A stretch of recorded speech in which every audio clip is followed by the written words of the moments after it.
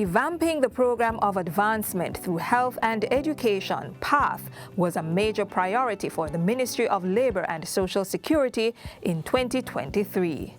The reforms will include increased support for school attendance, access to quality educational resources, and vocational training, all geared towards breaking the cycle of poverty through knowledge and skill development. 2 technical working groups announced by the minister in September started reviewing the selection criteria and benefits as well as the general rules of the PATH program.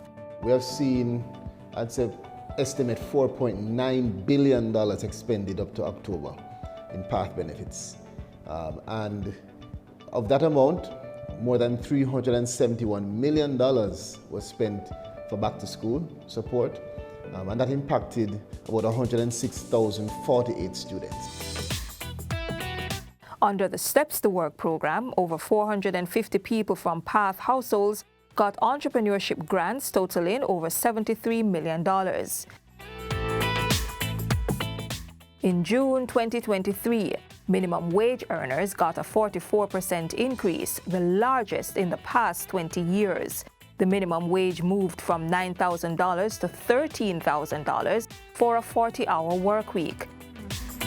Also in June, pensioners under the National Insurance Scheme started receiving increased benefits. We are very pleased to report that our NIS pensioners began receiving their increases on June 15th. The pension rate increases are applicable to retirement pension benefits, to the invalidity, and the widows and widows' pensions. The government also amplified its mission to increase the number of beneficiaries under the social pension program.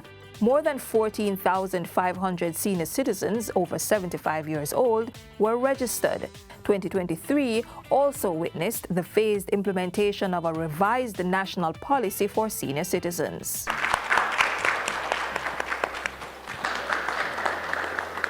To see the launch of this disability accessible checklist truly is an achievement for us.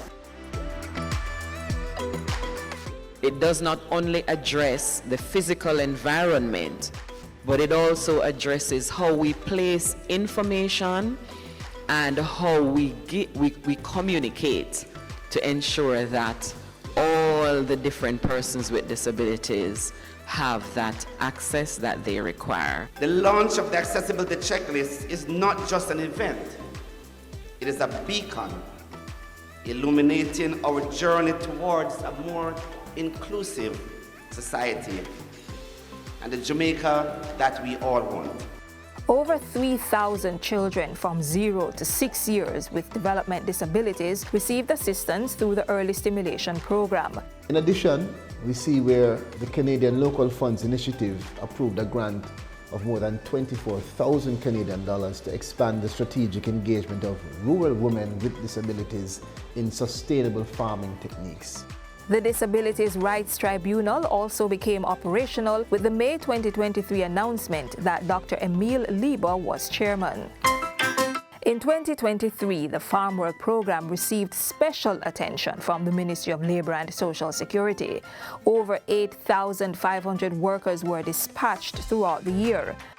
Minister Colonel Charles Jr. and his team visited several farms in the United States and Canada to examine the conditions under which workers are employed while taking steps to safeguard their well-being.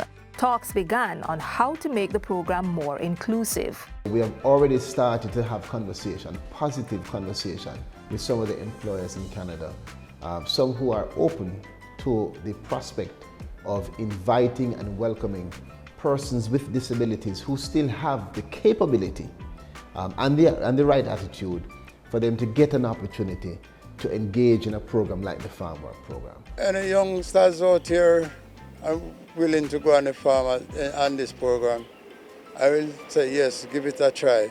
It's definitely not bad. It's just you have to go and make some use of it. Another notable achievement, in February, the Jamaica Productivity Center attained Lead Auditor certification. This supports now the overall ISO certification for the Jamaica Productivity Center, which means that they are more well equipped to support within the ministry and outside of the ministry the quality management assessments that need to be done to ensure that we have the highest, most efficient productivity. Speaking of efficiency, plans were far advanced to roll out a web-based work permit system.